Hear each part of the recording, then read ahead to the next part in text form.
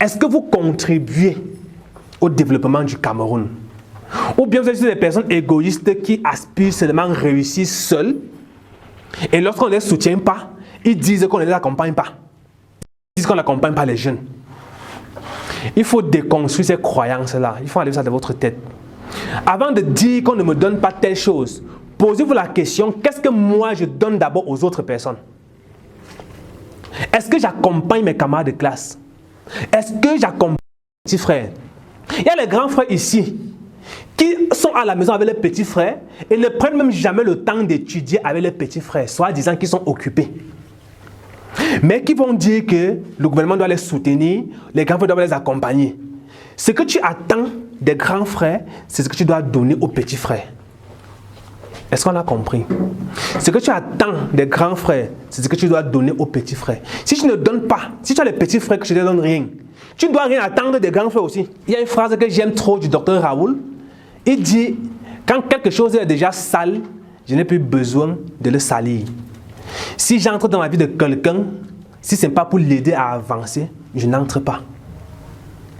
Donc, s'il faut que vous soyez en contact avec quelqu'un, un ami, une amie, un camarade et tout, si le but n'est pas de l'amener à se construire, vous voudrez mieux le laisser.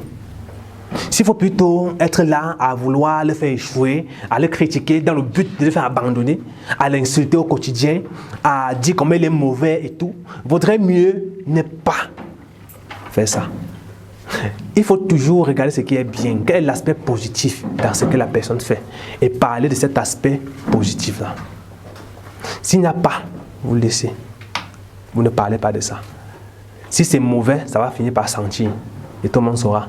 Tu n'as pas besoin de précipiter les odeurs. Laisse. Ça finira par sentir.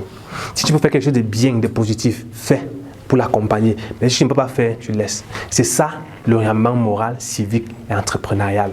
Ça intègre également le respect des droits, la connaissance des droits et des devoirs. Quels sont vos droits? Quels sont vos devoirs?